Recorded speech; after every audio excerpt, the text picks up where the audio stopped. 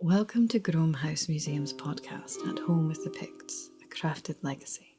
I am your host, storyteller Eileen Budd, and throughout this podcast I will be taking you on a journey with me around Scotland and beyond, exploring Leverhulme House Museum's collection, speaking to contemporary craftspeople, artists and musicians whose work uses the same or similar techniques to the Picts. In this podcast, we will meet stone carvers, weavers, and carnix players. We will speak to academics, archaeologists, and blacksmiths, and together explore how the Picts lived and how they made their art. Because, as George Bain once said, theory may inform, but practice convinces. Textiles and weaving episode. Fine cloth and textiles have an important place in Scottish folklore. So important, in fact, we have a spirit called the Loriac who resides over the spinning, washing, weaving and walking of the cloth. She is stubborn, the Loriac. In our stories, she ensures that traditions and ceremonies for making textiles are followed with precision, and if they're not, the cloth is unspun to begin again. She loves music, the Loriac. She loves the walking songs. But if a song is sung twice or a voice out of tune, then the cloth is flung aside and the work undone, to begin again. We have stories of the Loriac saving a young woman's marriage with a piece of finely woven cloth. And we have stories of the Loriac ruining a week's worth of weaving because the same walking song was sung twice in a row. So if you're weaving, spinning, knitting, mending, sing sweetly, keep time. The Loriac is watching and listening until the work is done and you begin again. In some written accounts, the Picts are described as being covered in tattoos and going around completely naked, except for perhaps a chain or a belt onto which a sword is hooked. Now, anyone who's ever visited present-day Scotland would tell you ours is not the sort of climate where it's advisable or practical to be going around naked, so this is a myth easy to dispel. However, very little trace of the clothes and textiles they were wearing have been found for us to study.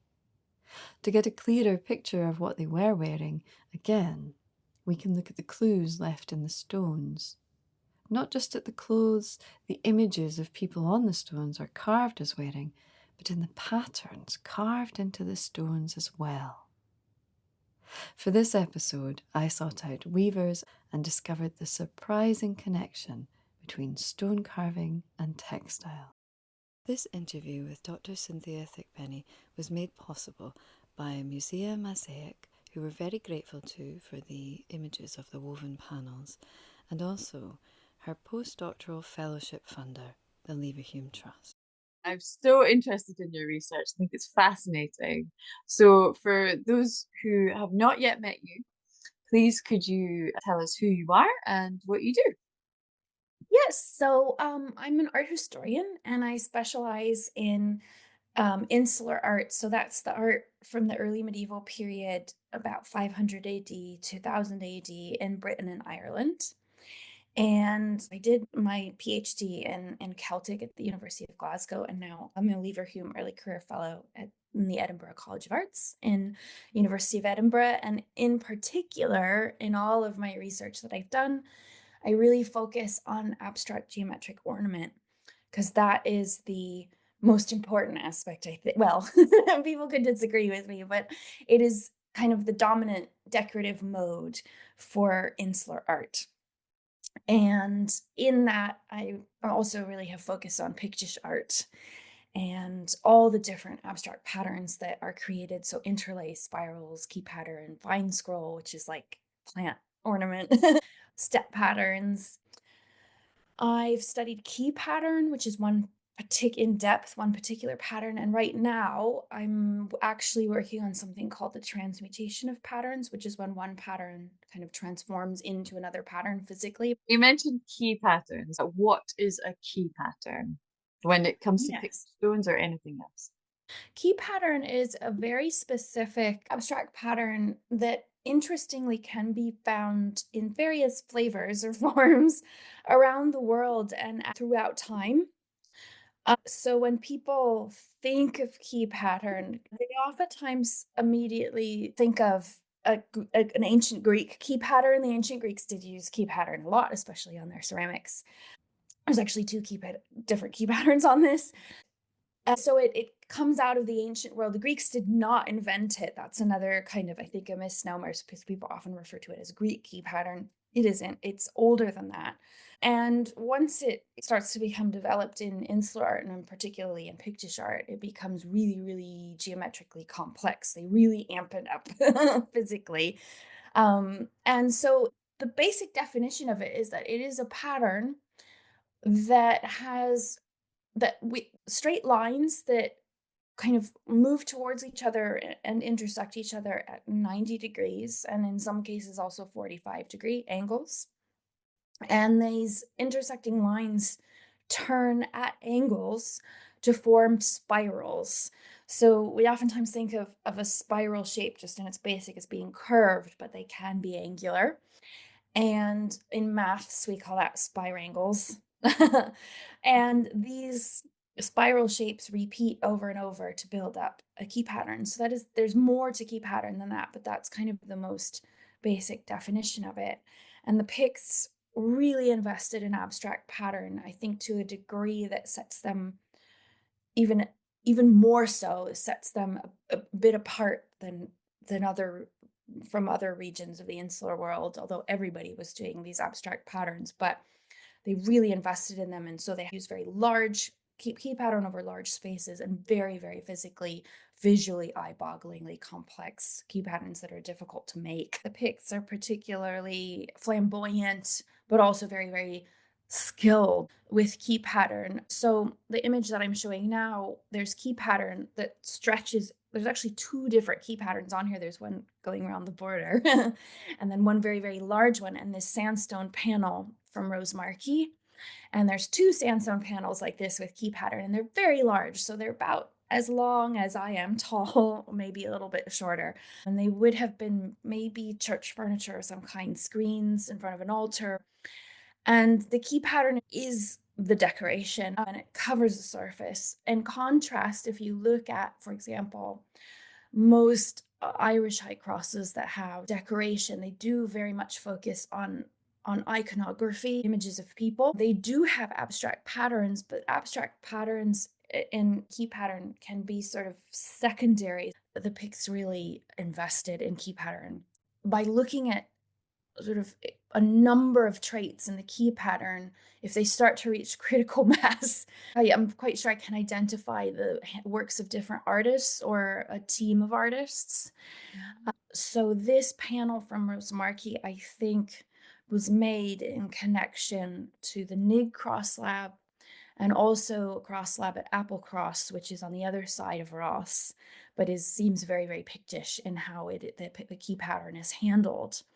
It's almost like looking at handwriting. You can start to see certain traits that a particular artist has. So at a very small level, you start to be able to identify individuals, key pattern makers. So there's two different types of space in key pattern, as there is in all artwork. There's positive space and negative space. And so when I'm studying key pattern, I'm really looking at the tiny details of the pattern, and I'm running it through these sort of mental tests to identify all of these things. So there's the first type of space are these discontinuous lines. They all eventually end, and they intersect with each other at 90 and 45-degree angles. And those are the background of the patterns. And you always know you're looking at a negative line or shape, because if it hits the outer border, it will, because it can hit the outer border, kind of intersects with it. And then in between those negative lines and shapes is the positive space of the key pattern, which is what makers have called for a while the path, because you can follow it with your eye. I just threw out part of it here in blue, and it doesn't intersect with the outer border. It just turns in parallel with the outer border and keeps going. For the most part, it's continuous, although some key patterns it's not. There's always an exception. and it's always the same width. You don't have it expanding and becoming a circle or a square somewhere or bulging out in any way. It just marches along at an even width. And when you have a key pattern in 3 dimension, and this goes for Pictish key pattern, insular key pattern, for the most part, there's always exceptions around the world, it pops out at you. So it's the foreground, it's what's raised up. And then together, Mhm. both the positive and the negative space make these repeating spirangle shapes that repeat over and over and over in the pattern. And the way they repeat is that they have different symmetrical relationships with each other because of the actions that the artist takes to create the whole pattern. And that's interesting to me as well, because I think that was deliberate. And they never get bigger or smaller. They're mostly always the same size. You'll get differences around the edges. So you have triangle shaped ones around the edges here and then square ones in the middle, but you don't get a big giant one and then a little one the way you would with like Celtic spiral patterns or something. And then the final thing that I look at, which is really important for understanding these micro differences in regional key pattern, at the local, in terms of local Pictish regions or anywhere else, is I'm really interested in how artists make positive or negative space. And you can make key pattern where you're actively making the positive space. Now, if you're carving it, obviously that doesn't work because you have to carve out the negative space to make positive space pop out. But it's sort of how you think about the structure of the key patterns. So, for example, the ancient Romans, when they were making floor mosaics, would really focus on that continuous path to the point where it's almost as if, or actually as if, they're laying down those colors first. Mhm. So the negative space sort of forms around it. The opposite, so they're real focused on the positive space, which doesn't expand into shapes. There's less you can do with it. In contrast, in insular art, all insular artists, whether they're in Ireland, Scotland, wherever, they seem to all get the same memo, England, that you have to make the negative space. You're not actually acting on, for the most part, there's always exceptions, the positive space. So these drawings that I've done are like manuscript drawings or carvings. So in manuscript illuminations, they draw in black ink everywhere that I've drawn. In carving, they would carve that black space out and it would recede from you. And because those negative lines and shapes can be omitted, they can be added, they can be widened, they can be made narrow, they can be expanded into shapes. They're focusing on that so much, they really invest in that, and their key pattern becomes really visually complex because it becomes almost psychedelic in its variety. And that gives them an enormous amount of creative wiggle room Mhm. and inventiveness. And the picks, again, are at the apex of that. So if we go back to this, it's that I'm looking at in particular for this sort of key patterns in Ross. I was at Crome House Museum. They were very kind to allow me to spend the day with like a measuring tape and measure little bits of these patterns. And Alistair Morton and I were standing in front of this panel, and I really want to thank him too, because he put me on the scent of something odd about this key pattern or interesting. He was looking at either end of the panel and thinking, it's a bit different. There's something odd about it. One side is not like the other. And so I measured and I looked deeper, and I noticed that the spiral shapes, the units on the left, as we are as the viewer, as it's arranged in the case, whether that was the left when it was originally displayed by the Picts, we don't know, but they look different than the little spiral units on the right, even though ostensibly it's the same key pattern stretching across. They look like they're starting to, they almost get bigger on the right than they are on the left, like they're unraveling or widening, loosening up. And I actually started counting on the left the number of turns, the maximum number of turns that spirals make. And it's 1, 2, 3, 4. And then the carved lines are very, very thin within the spirals. So the carved out lines, they're very tightly curled, almost more, delicate looking. Once you get about a third of the way to the right, you start getting spirals that start to loosen up, and they're sort of a mix of the two. And by the time you're all the way over to the right side of the panel, you have only 3 turns in your spirals, and there's the negative lines start to get thicker, so they do kind of almost loosen up inside, and I wanted to know why. I don't know if anybody's noticed this since Alistair and I came along and we're standing in front of it going, "What is up with this key pattern?" It's very subtle. Whoever was making this was really good at their craft, and I wanted to know why they did this. Was it on purpose? And so I started doing more measurements, and there's some negative lines in this pattern, in all key patterns, especially they're sort of like the longest negative lines, the longest carved out lines. If the pattern is carved or drawn, the longest drawn lines, they're like the backbone. And I think in my PhD, I called them the trunks. So in the article that I'm kind of basing my little excerpt on here, on the left, where the spirals are really, really tight, they're quite long, 115 millimeters or so. And as we move all the way to the right, they drop in length by 10 to 15 millimeters gradually. They start to get shorter and shorter. And so I tested it and I drew the pattern out as if to scale, with the lines on the left being at their longest extent throughout the pattern. And if he hadn't, I'm presuming it's probably a he based on kind of the way society was organized at the time, it's very patriarchal. If he had kept his longest negative lines that long throughout the pattern would just, as we move to the right and towards the bottom, would just run off the slab. Like he wouldn't be able to fit the whole pattern on. It would run off of the border, which is not something that insular artists were comfortable with at all. And you'll see all sorts of examples in manuscripts and in sculpture where they're like squish their key pattern, and it's very obvious that they are crushing it to make it fit within a space, and it looks quite funny. So they really cared about that, and that's something unique as well in the insular world. So rather than crushing it, squishing it, making it look quite funny, he's gradually shortened all of those lines. And in doing so, the path, the raised up bit, actually gets a bit thicker, like by a few millimeters. It's subtle as you go to the right. And because it's thicker, there's less room inside the spirals for carved out lines, basically. So he adjusts the spirals as he goes.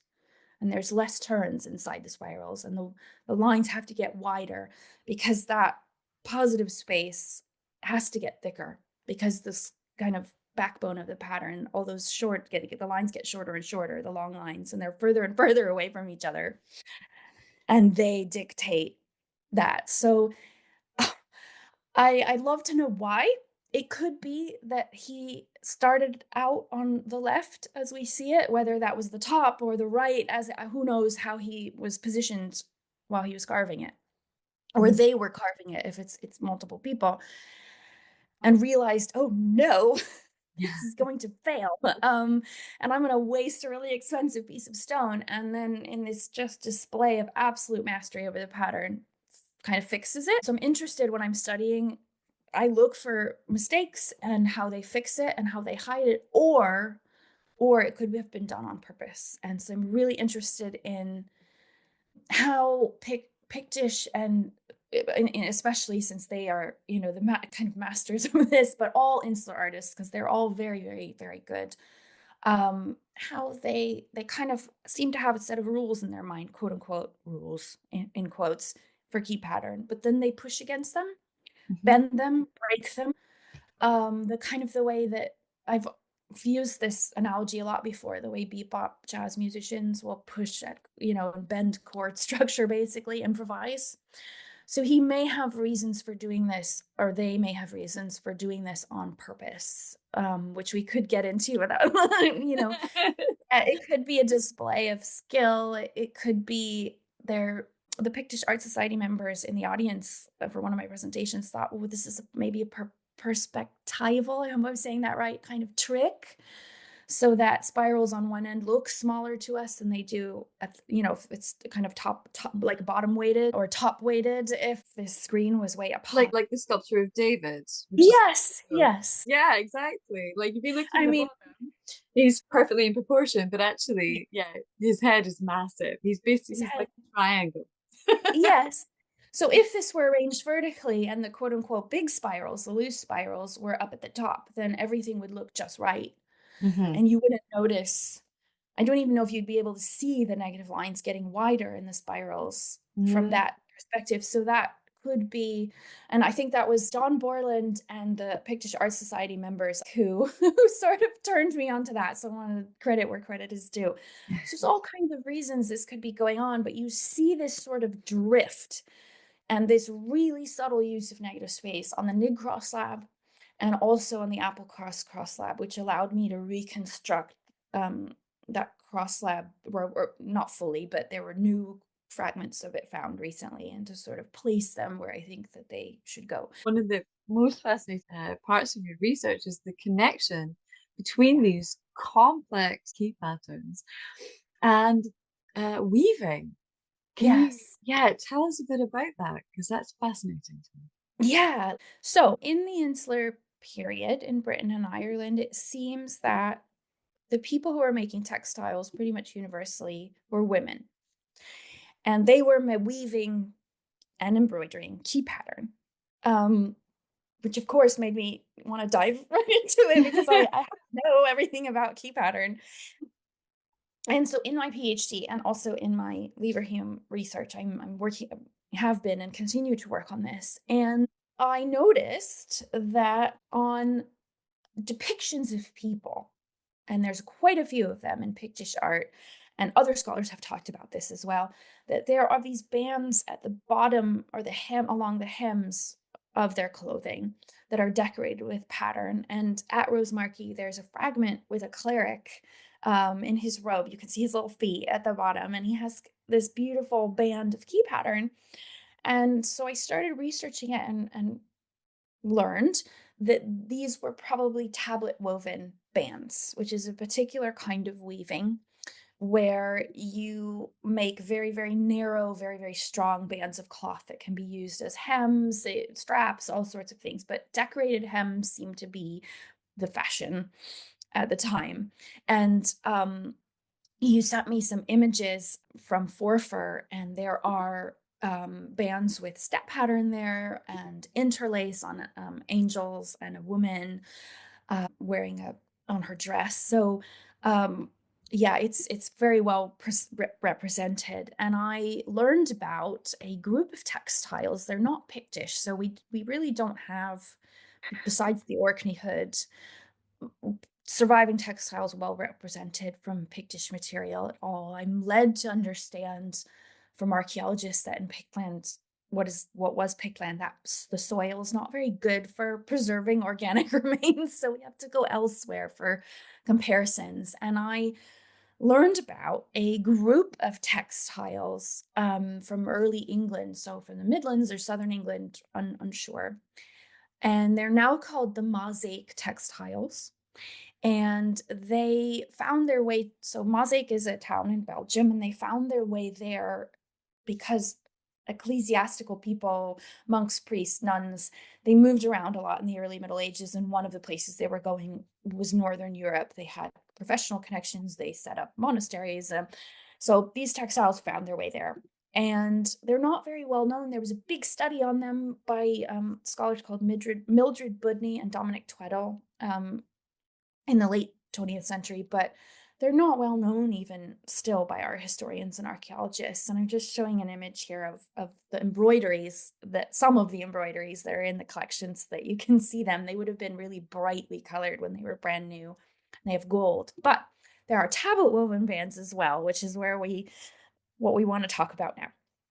And these have, I think, up to 9 patterns. The Mosaic Museum, the Musea Maaseik, allowed me to photograph them, so I was able to count. And the majority of the patterns on the bands are key patterns, and they may have been used on large textiles the way that we see them used in in Pictish iconography and as sort of borders on larger textiles. And I noticed I was kind of picking up that there's all these key patterns. Now, I know you're probably looking at them and going, how are these key patterns?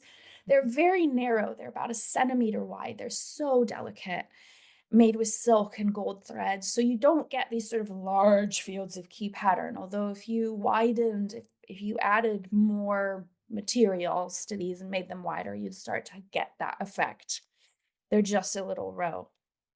And I mentioned that key pattern makers were interested in symmetry and different symmetrical relationships. And I noticed that right off the bat on the textiles. And so I started to I've come up with this theory that women who were weaving actually were sort of not inventors of key pattern per se, although I think going back in time, weavers certainly probably were, and I'm not the first person to suggest that, but the key patterns that we see in Pictish art and in insular art more broadly, those particular key patterns, I think that the base forms of those come out of weaving.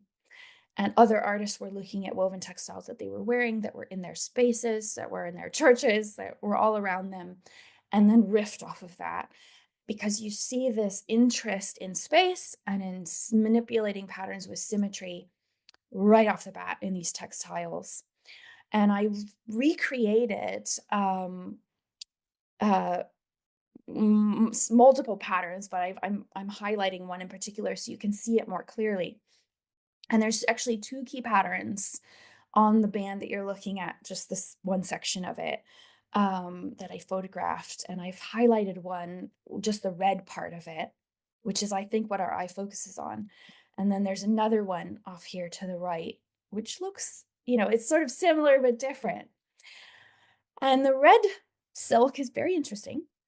But the part that you want, of course, but the part that you really want to focus on is actually the background. Or it's hard to say what's foreground and background in weaving because that's not really part of the making process. You're more like a printer, like a DeskJet printer. You go back and forth across the waist of the band, creating kind of pixels of color. But I think the weavers were really interested in the background because they may make variations with it, or what I'm calling the background. So you get in the gold, I'm highlighting it in blue so you can really see it. You get these sort of triangle shapes that have like a little hook. Mm. And on the left, this rotates twice at 90 degrees. And then you get the next shape, which looks upside down and flipped over. Mm. And that actually creates, is sort of the backbone of the pattern. On the right, you have the same shape and it is instead just flipped over across the horizontal axis. So it's mirrored, and then you put that into place.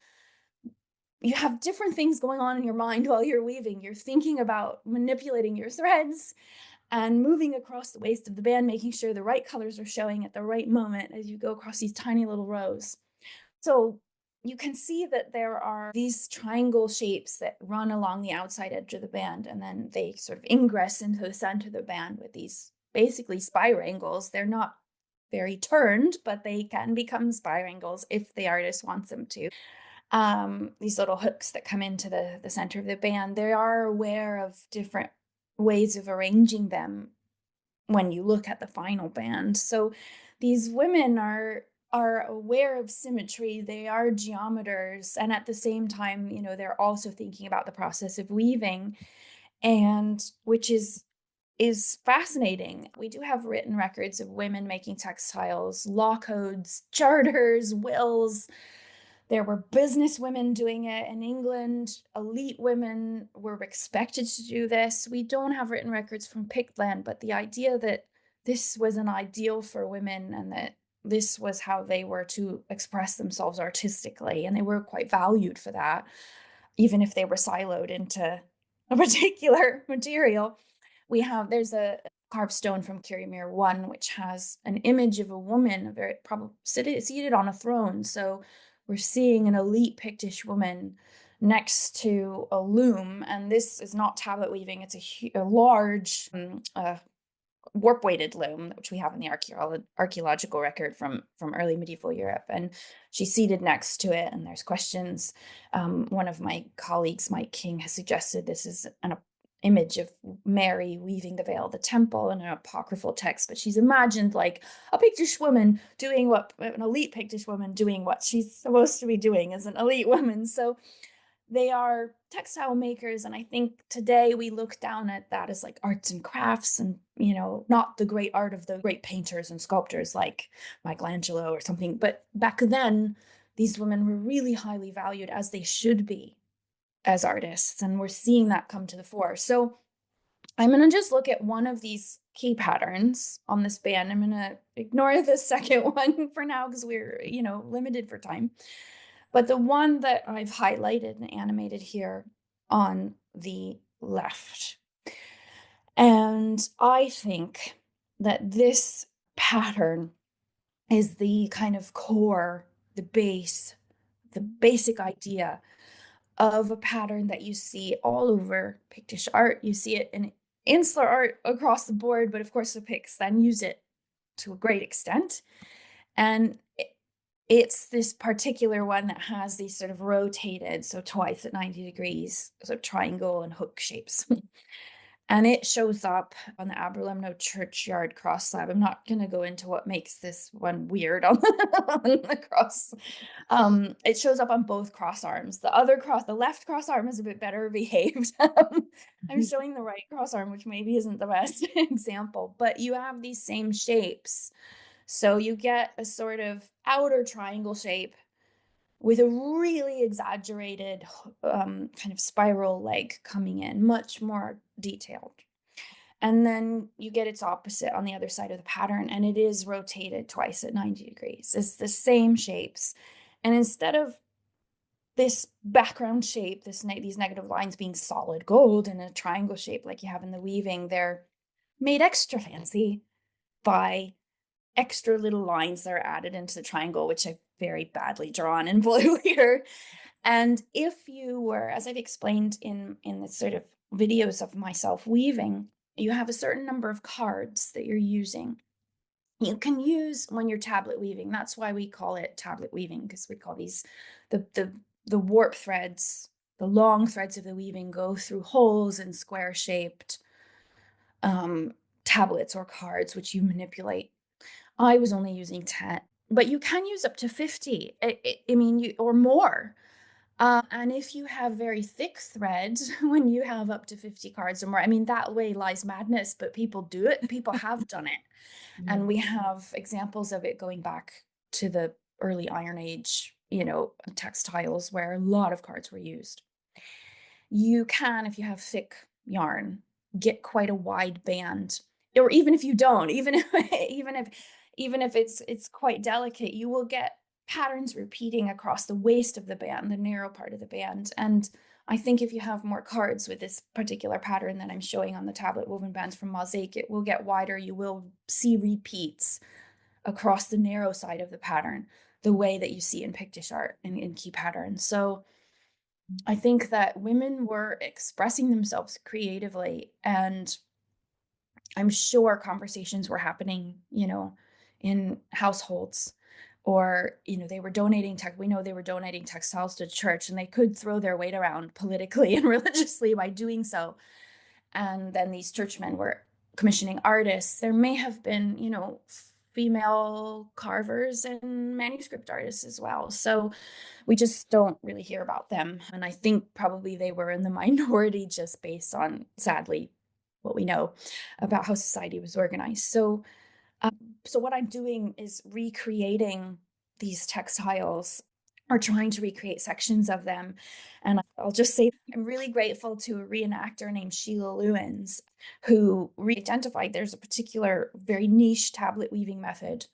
She identified that was used on the Maaseik bands, and I'm so grateful because I would have gotten stuck otherwise. She recreated 2 of the patterns, and that allowed me then to go and recreate more on my own, which is what you see in this bottom photo that I sort of was able to reverse engineer how it was made. Being able to explore that as a maker as well is really important. I've kind of gotten into the headspace that these women weavers would have been in, and found myself making mistakes that they made as well that are surviving on the original bands. Oh, wow. And why that happened. And it's usually if somebody comes in and chats with you while you're weaving, or you have to get up for whatever reason to eat, or and you can lose your place. And they just went with it. They were pretty relaxed about it, and they just carried on. So how are you able to look at it and go, oh, I know how that could work in threads? There's two aspects to how to figure that out. The first is to recognize that in weaving, there is no positive and negative space. Unless you're weaving, and they did weave letters and stuff like that, like Latin letters. And then it's more that there's space 1 and space 2. They're more equal. And the weavers were very aware of them. So in this woven band, you could say the red kind of design running down the center is space 1, and the gold design that sits around it on either side of it is space 2. There's no raised up space, so you can't tell, but they're very aware of the two different spaces, and they are working to manipulate them in relationship to each other and the symmetry and all that. What happens is that it seems that non-textile artists, I'm just using that as a blanket term for everybody else who's working in other materials, in Ireland, in Britain, all over Britain, Orkney, Shetland, everywhere, they all get the same memo. When they look at the textiles, they basically have to decide, okay, what is going to be my positive and what is going to be my negative space? Because in a manuscript illumination and a metalwork object, which is three-dimensional, stone carving, which is three-dimensional, you have to decide that. You have no choice. And so they all seem to have mysteriously, or not so mysteriously, because I'm sure they were all chatting with each other and, looking at each other's work long distance and all kinds of things like that. They all got the same memo, um, which is that colorful line running down the center of the band. That is the path, and that's going to be raised up, and that's the positive space. So if it's in 3 dimensions, it's raised up. If it's in manuscripts, we generally don't touch it. It's just vellum. We might add some color afterwards, but we're not going to actively create that part. And then in this particular band, and the tablet woven bands that I'm showing you, this happens to be gold, different colors and different bands. They all decide that those kind of triangle shapes with those little legs that come in and form spirals, that's going to be the background. That's going to be the negative lines. So how they all got the same memo, again, is sort of mysterious.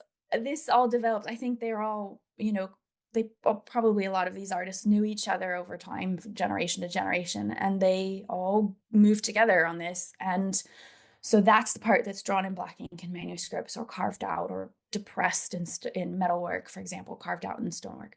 So if you're wanting to go in the other direction from key pattern on not textiles to key pattern in textiles, if you're making, look for that negative space. And that negative space is going to be your sort of what we would think now is the background in the textile, because it's not the kind of jazzy, like bright red bit or bright blue bit or whatever that jumps out at you, that grabs your eye. It's the parts that form the sort of fat triangles along the side.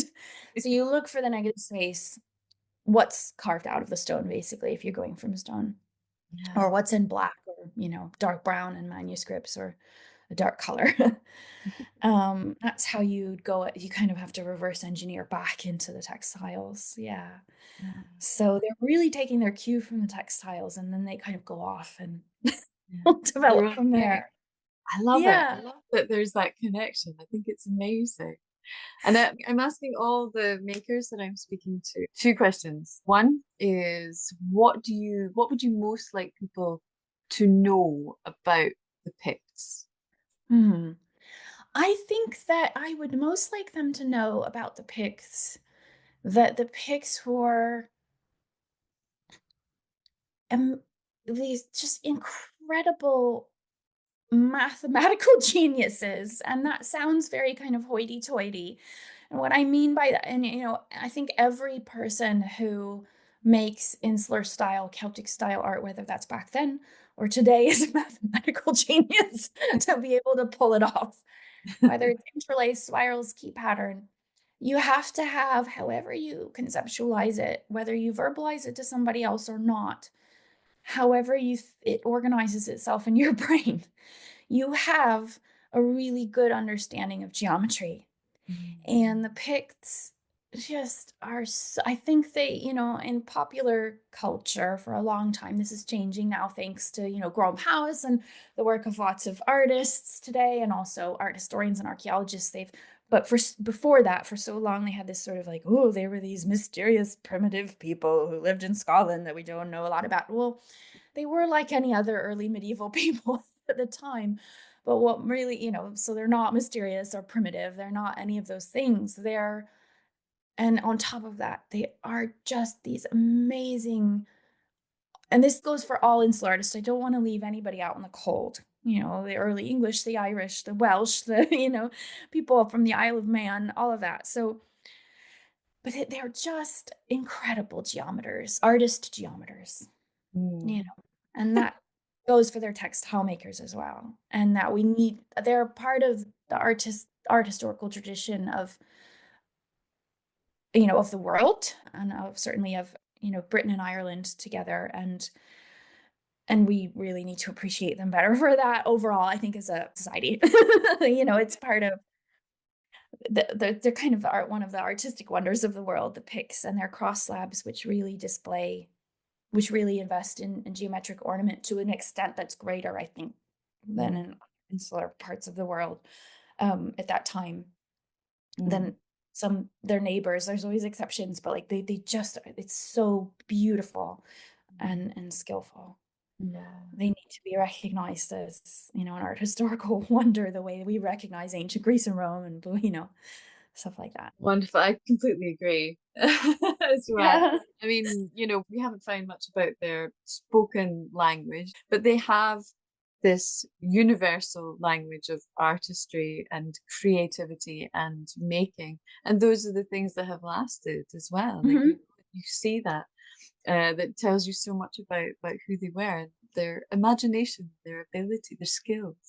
And the other question I wanted to ask you is, if you could travel back in time and assuming you could understand one another, what would you ask a Pict? And would you be asking a carver? Would you be asking a weaver? What do you want? I would love to ask them both if I could. I probably, if I had to be limited to one, I'd want to talk to a weaver because I feel they're underrepresented. So I'd want to go for them first.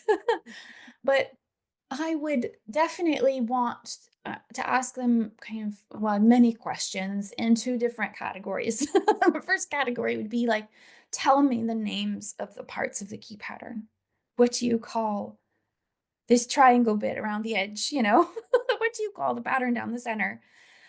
And what is their relationship? What is the background? What is the foreground? Because I always would want to stress test my own theories. What if I'm completely wrong? There's always that possibility for every historian and archaeologist. I'd want them to tell me, do they have names for the different symmetrical relationships, and what exact parts are they looking at to sort of as the anchor for that in the pattern?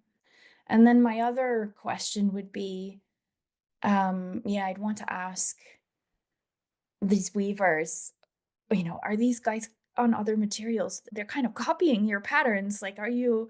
And I think they're quite comfortable with that back then. There's a lot of riffing and kind of, I want to know what they think about that. How do they talk to other artists? And how do they teach each other? Are they teaching each other the names of different kinds of symmetry, or is this all taught by showing? Unless, I'm sure it's both, because you can't get away with not talking about it. You're teaching it at, ad nauseum in great detail. So I'd want to know, how are they teaching each other, and what are the words they use? For different parts of the pattern. Stress test my own theories. And also give these weavers a chance to talk. Yeah, absolutely. Just hear what they think about it all. I love that Yeah, there could be this working collaboration between the stone carvers and the weavers. It makes sense, it happens in yeah, modern times, like artists from different disciplines will talk to one another and riff off different ideas and be inspired. So yeah. I'd want to know if they had weaving songs, because we have weaving songs in Scotland Oh, now. We have weaving songs and spinning songs, and yes. I wonder if they had music or a way of keeping the rhythm, when they were working. And That's you, yeah. yeah, this is really good. This is an amazing point. I'm really glad that you brought this up because I would have forgotten to mention it. But yes, because I just had 10 cards and it's fairly I'm able to kind of visually control things with my thumb, lifting up stuff more easily than I would if I was just turning the cards. And we've archaeologists have been asking on earth do they remember when they have if they have 50 cards, which they certainly did in some cases, many cases. And there's a scholar, so there's some tablet woven bands that survive really well from Hallstatt in Austria, and they're I think late Bronze Age, early Iron Age. I'm a little fuzzy on the dates, but they're really old, and they survived because there was a lot of salt mines in the region, so they're like Oh, preserved sure. way.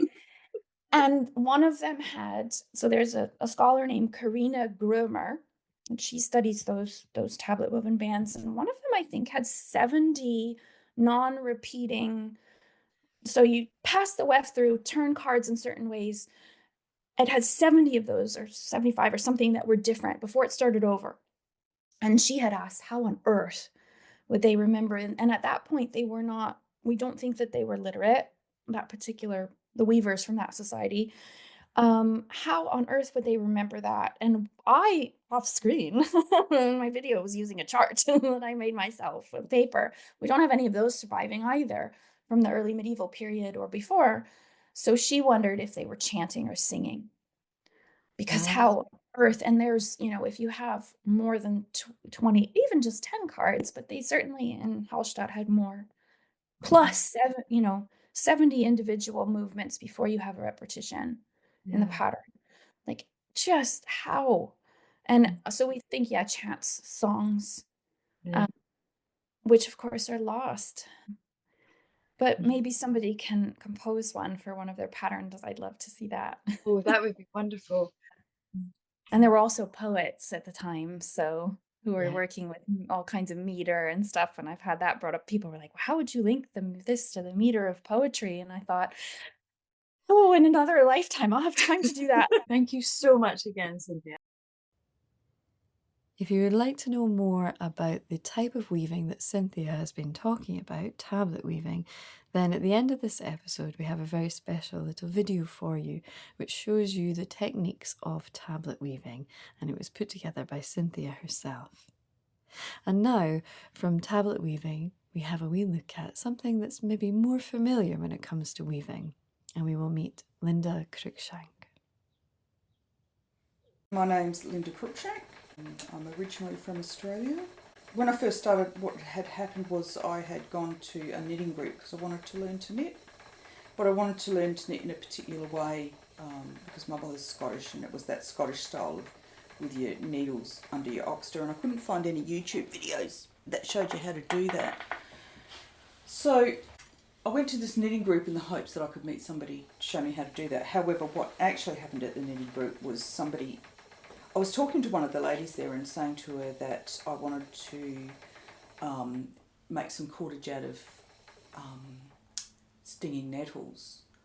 So I was talking to her about that, and she said to me, have you ever used a drop spindle? And I said no. So then the next week she brought along this drop spindle.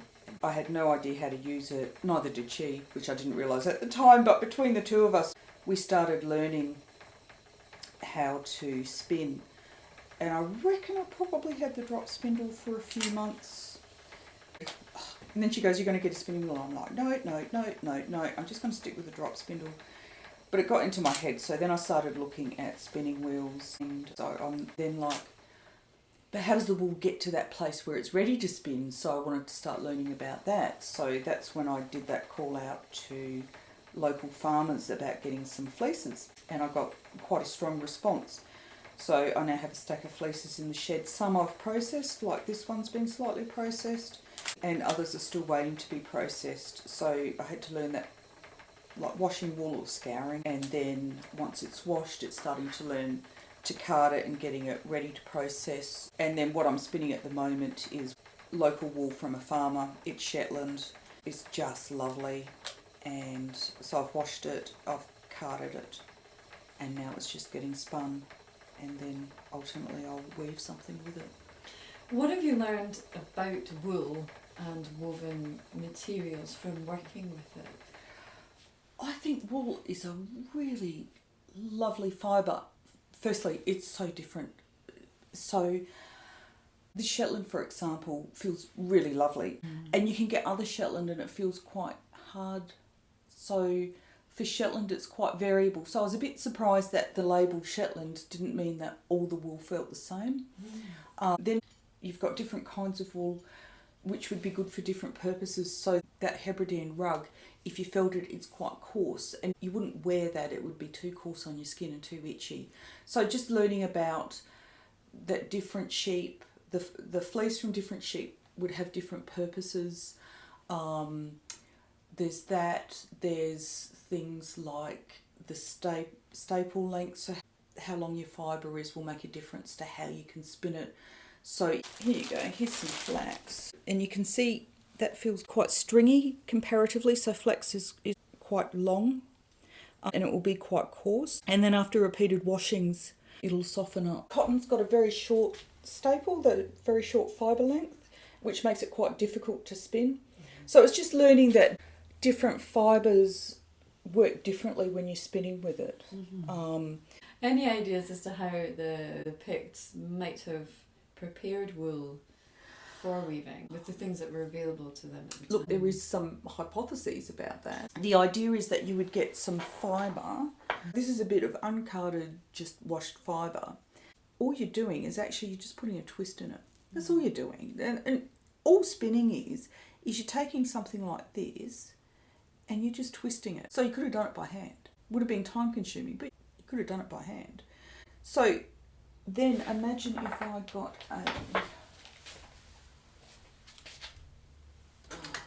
let's use this. Imagine I get a little stick and then I can start twisting it. I'm going to connect it onto the stick, add a bit more twist, and start rolling it around. Yeah? So that would be the starts of it. Now imagine that stick was a little bit heavier, and then I could start twisting the stick. Yeah? So it's something along those lines that they think that people might have done. So as I twist this, it's starting to make something that could actually be quite usable. And I've got a neat little storage thing. From there, you've now got your stick with your thing on. If you put something on top of that, it's called a whirl, that's heavier, that gets easier to then start spinning this. You've got something heavy down the bottom that you can twist and spin. You've got this hanging up like that, which is why they're called drop spindles. So it goes from there. And then, people being people, they always want something to get quicker and faster and better and that kind of stuff. And I imagine that's probably how it's come about. It's also very similar to how we would make rope as well, so long ago. Yeah, exactly. I'm not sure if you know, but the Pictish key patterns that are found on the stones, some of those are based on weaving. Are they? Yeah. No, I didn't know that. I thought you would like to know. Oh my God. Has anyone ever done weavings according to the patterns? Would you like to do something like that? Yeah, I would actually. Wouldn't it be fascinating to see how they come out? If you're game for that, that would be a fantastic project. Yeah, absolutely. Yeah. Does that make sense to you, though, like, to hear that there is a relation between... Well, it does, because we take textiles for granted. We expect them, and they're so ubiquitous in our lives, aren't they? Like how many pieces of fabric or textile would you have touched this morning just to get here? There would have been tens and tens of them, your bed sheets, your carpet when you get out, your curtains, let alone all your clothing, your towels, tea towels if you wash the dishes, you know, you're in your car, then you've got your car seats, and it just goes on and on and on, right? I can't imagine that the Picts were running around with nothing. No, So, not in this climate. Yeah. But yeah, so, and you're right, in this climate, people would have had to have something to keep them warm. And not just keep them warm, but whatever was a living space was warm too, because that's the other thing we know. If, like, look at the old castles, if you put embroideries, if you put fabrics on the walls, it helps keep the warmth in a little bit. And obviously that then developed into these gorgeous tapestries and things, hasn't it? But, you know, at the end of the day, probably the original intent was actually just keeping heat in. So I don't know what the Picts would have lived in. Well, current theory is that it would be the houses would have been very similar to, you know, croft houses here in, like, you know, 18th, 17th century. Yeah. So you would have a space for the animals Yeah. and a space for the humans. Then you can imagine if you've got your animals so close and you're kind of stuck in over winter, because winter's not a time for doing, winter's a time for hunkering and keeping warm and just surviving. But the nights are awfully long and the days are awfully long. You can imagine picking up bits of fibre, bits of fleece that's, or whatever's come off whatever animals you've had in there, and going, well, what can I do with that? So, yeah, you can just sort of see this evolution, can't you? Whether it's accurate or not, we'll never know. No, I don't believe that humans have changed all so much in the Yeah. past thousands of years, really. Yeah. I mean, the tools that we use will be, you know, slightly different in Yeah. certain areas, or, you know, and probably our philosophy on things would definitely have changed. But Yeah. I think, you know, when it comes to, like, thinking about how we use materials, how to keep ourselves warm, you know, what's important to us, looking after our family, looking Yeah. after the village, that kind of thing, I don't think that would have changed very much at all. No. So if they've put weaving patterns on the stones, that then talks about how important that was. Because you wouldn't do that if it wasn't important, would you? Mind blowing, isn't it? It is, isn't it? Yeah. It's quite interesting, the fact that, yeah, it is so important. The patterns were on the Yeah. stones, Yeah. and then also there's an actual portrait, really, Yeah. of somebody weaving. And you don't do that for things that aren't important. Because what that says is that this is knowledge that's been hard earned, and we want to make sure it's there for more people, for the next generation coming through. Yeah. We don't want to lose that knowledge. Yeah, exactly. So again, like, current theory suggests that it was very much a kind of oral tradition Yeah. it's had, because Yeah. there's no evidence of them writing anything down. Yeah. And whether or not that's because things were destroyed, you know, Yeah. we don't know. Again, thinking about the traditions we currently have with wool, for example, fishermen's ganzes, Yeah. which was a kind of oral tradition passed down, like the patterns. I think that there's probably some things that we're not aware of, but they are probably, you know, Yeah. connected back Yeah. quite a Yeah. lot. Yeah. Because the other thing is, if they've got weaving patterns on the stones, then they're already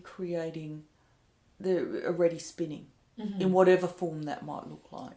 Because you can't weave without some kind of thread. And I imagine as well that the waterproofing qualities of wool, you know, with a lot of lanolin in it, Yeah. would have been extremely useful. Definitely. People who are working outdoors. Yeah. In all Yeah. weathers. Yeah. Yeah. I did read something the other day about, I suppose, one of the difference between modern people and more historic people is our tolerance of itchiness. You know, and remember I was saying that different wools have got different qualities, and like probably the nicest wool to wear against your skin would be merino. And there's a sheet where you would just never wear that on your skin because of the itch would be so bad.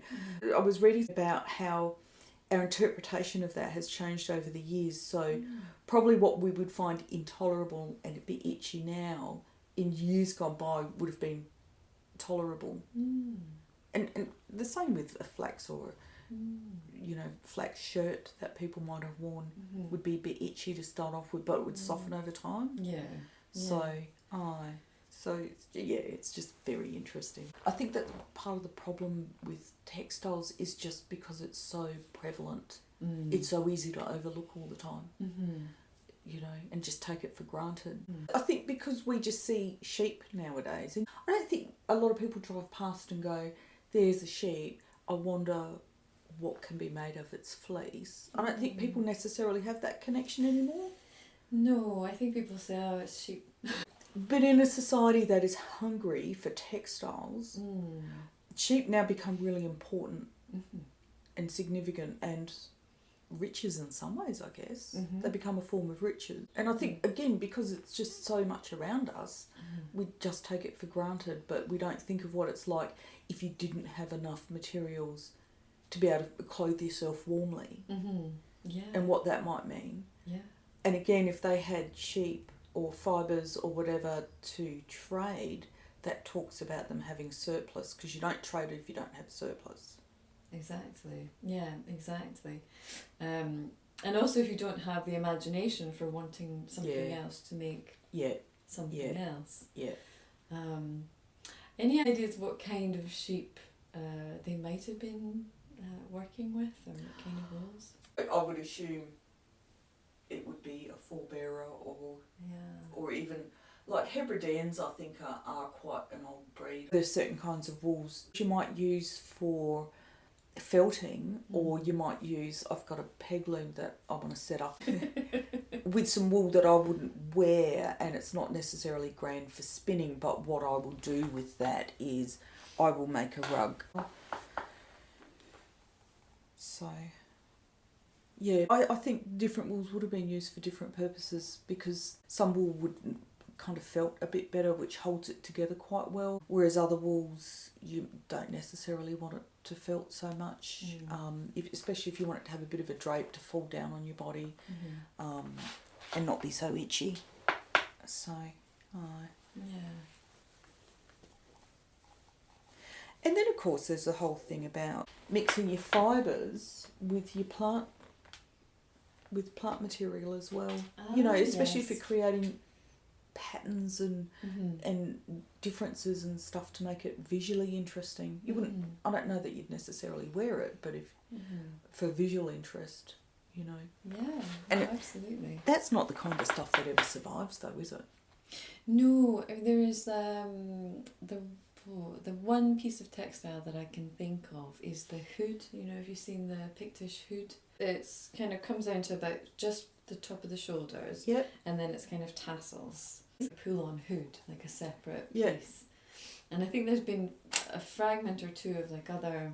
and if you've got wind and rain at the same time, having a hood is vitally important. Because that's the other thing that you could do for warmth too, when you've got a piece of something that's been woven, is you can then grab locks and sort of put that into your weaving as well, which if they were unwashed and very lanolly, that would kind of help wash rain over you as well. And God knows this is a country where you want to we should see plenty of rain. Absolutely. Combination of a blessing and a curse. It makes Scotland very beautiful. It does. We are a rainforest. Essentially. Absolutely. Yeah, and there's a whole conversation in there as well. but where I come from, we don't get much water, so I love the fact that it's lush here.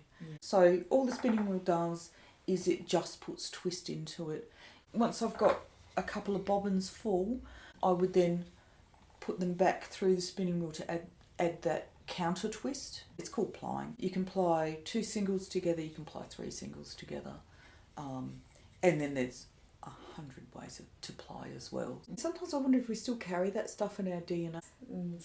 When I started spinning, it felt really good. Like physically, it just felt, I don't know, comforting. It's that repetition, And I was reading somebody talking about this sense of genetic knowledge that's passed down, that genetic stuff that's passed down, because we would have come from generations of people who spun and wove, and I could kind of relate to that sense of this doesn't feel that unfamiliar to me, even though I've never done it before. There is something in there that feels connected. All I'm doing with carding is I'm taking wool and aside from a few naps, I'm just sort of starting to align it all in the same way. That's all I'm really doing. And if it's got any vegetable matter in, because, surprisingly wool's got a bit of vegetable matter in it, it'll help take some, it might help take some of that out. But then, because it's all lined up in the same direction, you can see for spinning, because for spinning, you just want to pull it out, it starts making that little bit easier. So that's carding. That's long and short of it. These are wool combs, and they're nasty. So I keep them covered. Some people wear leather gloves, and I think they're probably quite smart to do so. So with these, again, you're just putting carefully wool on there. These are probably better for getting a lot of vegetable matter out, and if your wool's really knotted, see how you're just separating the wool and pulling it apart. So if your wool's a bit not felted, or a little bit sort of really intertangled, this would be good for just pulling that apart. And then you could actually just take that off and start spinning it, What are these ones called? These are called combs. Oh, okay. They're just like nails. They really are. But I can imagine that these would come before your carders, because your carders have got... To create something like this would take quite a lot of work, because you've got... You can see how these are on a little bit of an angle to hold on to them.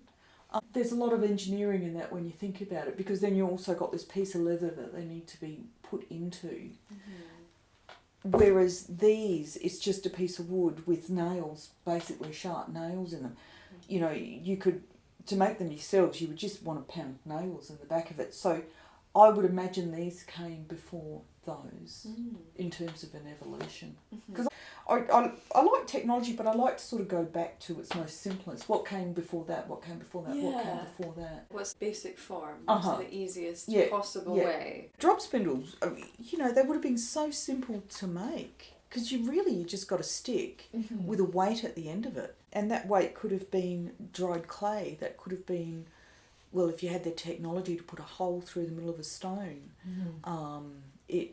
So in terms of making them, you can see how from going from the stick to then finding something that puts a weight on the stick, suddenly it starts to make sense. And drop spindles are in so many different societies, and they have different kinds of drop spindles, and there's a whole conversation in there too. And then as always, we want to do things faster, quicker, better, and step up to the next thing. I think especially, so for example with the Picts, if they were trading, if they were having to trade textiles, they would have had to have a degree of production, I guess, or it wouldn't have been quite such a leisurely pursuit. And that's what us modern people have got the luxury of. I've got the luxury of doing this when and if I feel like it. Whereas if I was depending on this for food for winter, suddenly it does become a different proposition. How important is light in your work? I could probably spin by candlelight, because I think one of the things I really like about all of this stuff is quite tactile, because it's more about the feel. In fact, half the time I'm actually just watching something on the computer while I'm spinning. So I'm not even looking at what I'm doing. So light wouldn't be that important for spinning. For weaving, it depends what you're weaving. If you want a really intricate pattern, a bit like knitting, I guess, you could knit a piece with the same colour, doing the same stitches over and over again. You wouldn't need a lot of light for that. But if you were suddenly doing, I don't know, Pharaoh's pattern, you probably would want quite a lot of light. A tartan pattern or a plaid.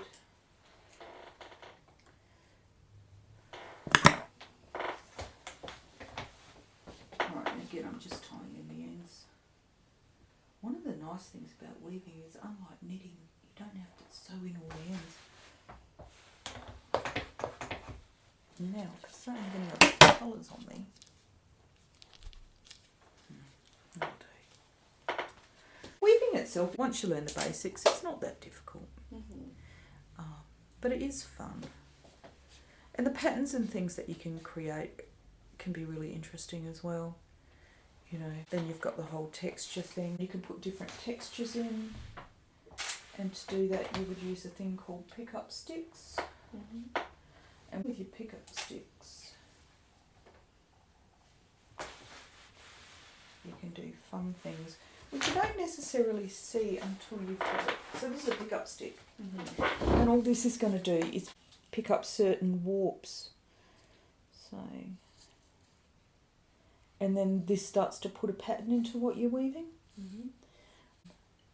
And like I said, often you get a better sense of that once you've taken off the loom, because this is tensioned. So your warps are tensioned. You can feel like a bit of a leap of faith at times, in the sense that what you do kind of looks like it's heading in the direction you want it to, but it's not until you take it off the loom and the tension's gone that suddenly it all pulls together and you go, that's what I was looking for. And I think that's the fascinating thing about weaving, is that sometimes you just don't know what you're going to get until you get it.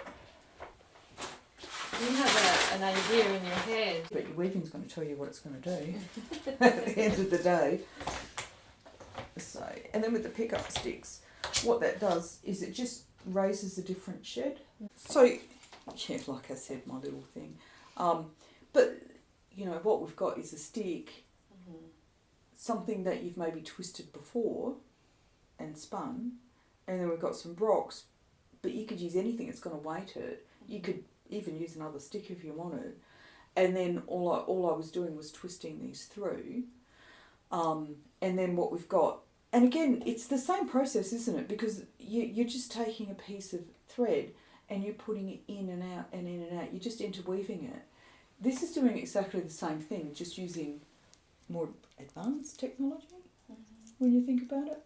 And then think about the really big looms, the industrial looms, what they're like, you know, because they would be,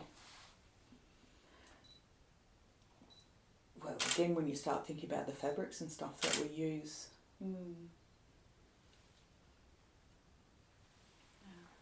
I think the tools that we use have changed quite a lot.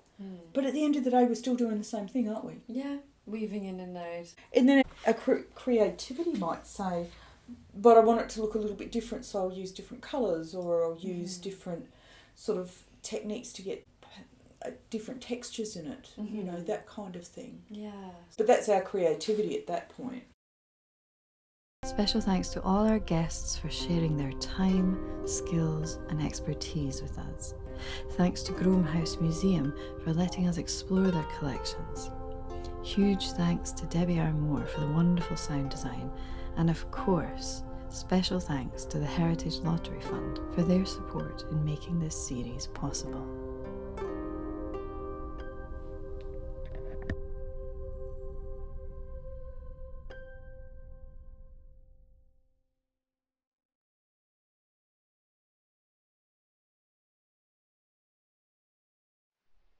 So here we have tablet weaving set up on an inkle loom, which is a modern loom that medieval people would not have had access to, but is very useful today because it is portable. And despite the slight difference in setup, the same general rules apply as in the medieval period. Tablet weaving is called tablet weaving because, as you will notice, the warp threads, that's a type of thread in weaving that is the sort of backbone of the pattern or of the textile, and is fixed at either end under tension, so it's not really movable. They pass through cards or tablets in holes in the corners, just like this.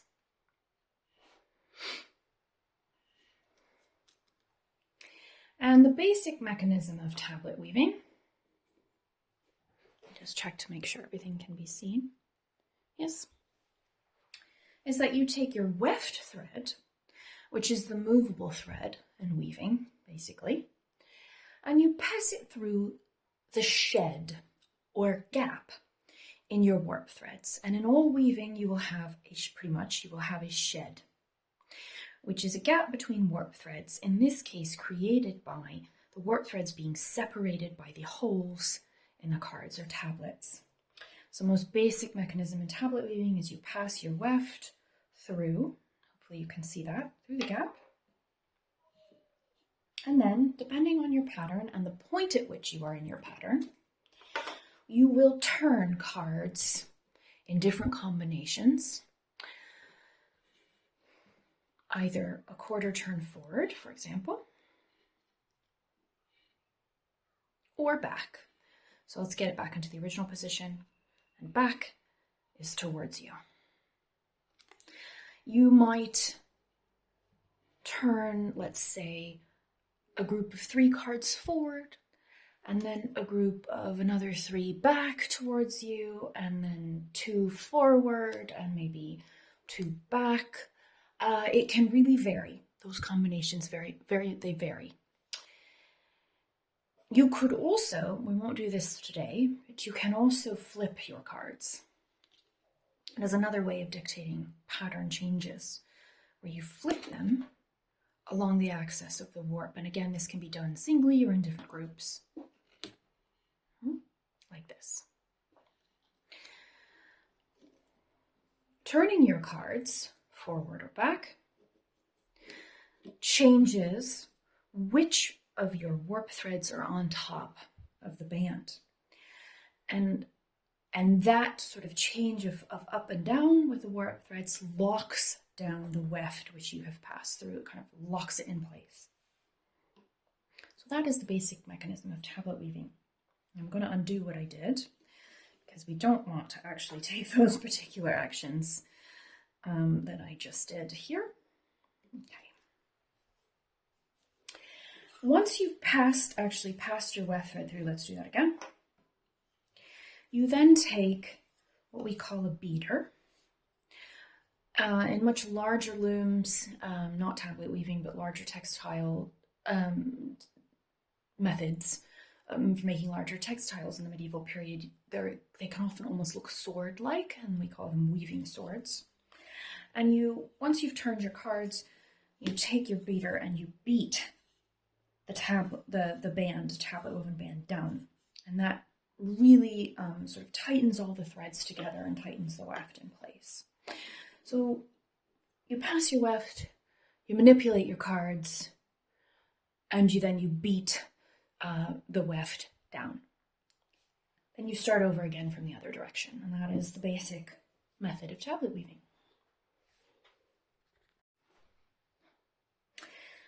The type of tablet weaving I'm going to show you today, though, is a bit more niche.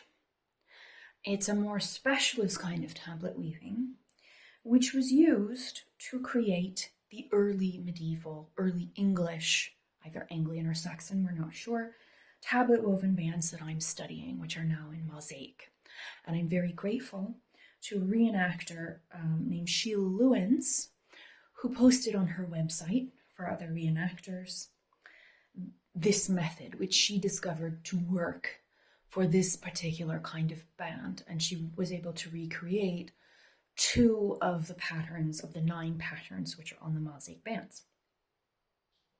And using that method, so I'm very, very grateful, I was able to then go on and recreate on my own a 3rd pattern from the Maaseik bands, which to my knowledge has not been reconstructed since they were originally made, as far as I know.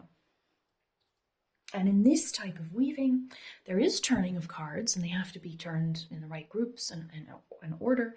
But additionally, you lift certain warp threads with your thumb or a pickup stick, and that reveals the pattern, those combination of actions.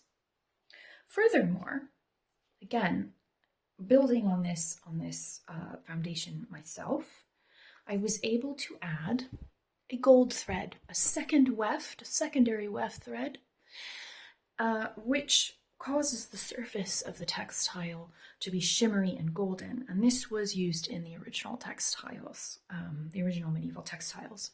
And to weave like this with a golden thread is called brocading. And the gold thread is a brocade thread. So these tablet bands were brocaded. So I'm going to take you through a step of weaving here, so you can see what it's actually like in practice. So at this point in the pattern, to continue the pattern, I need to raise up only the fourth red thread, and the fourth pattern card from the left, and all the other ones will be yellow. So there's just sort of a single line of red in the middle of the band. So I have these outer cards which are just yellow. They form the border, so you don't really have to worry about those. So the first pattern card, I will stick my thumb under the yellow thread only, and this is the warp threads that are on top, the cards that are in the top corners of the cards. Yellow again for the second, yellow again for the third, and then red. Yellow for the fifth, yellow for the sixth, and as you can see here, only one red thread has been lifted to the top of the shed. And I will pass my weft through the gap. To keep things neat, I might beat it down just a little bit at this point. Okay. Now, there's another step I have to take before I turn the cards, because I am brocading. And I want the brocade thread to be on top of the band. It's just locked down by the border cards and one, in this case, one red thread, so that it looks like there's a red sort of pattern and gold pattern. There's gold shimmer across the top of the band everywhere that isn't red.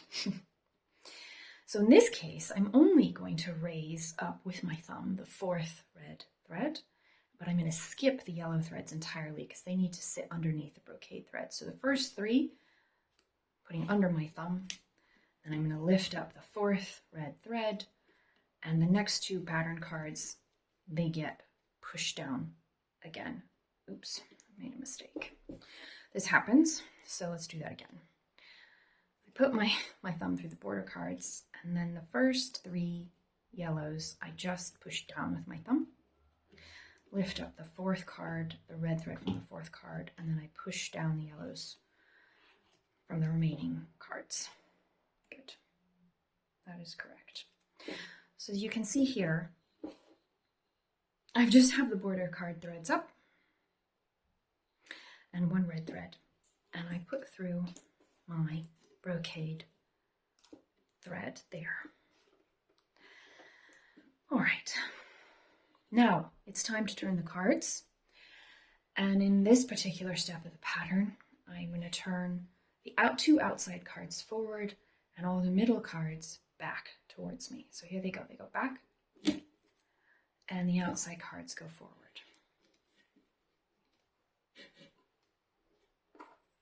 Let me corral my tablets in the clothespin again, and now I'm going to beat down the weft threads. That tightens up the band, and I'm also going to kind of pull on them gently because they're a little loose, wobbly through. There we go. That is basic kind of one step of tablet weaving. Now, in the next step, I would lift up certain other red threads with my thumb. And in that step, all the cards go forward in that particular step. So there's different actions to take once I put through both of my weft threads.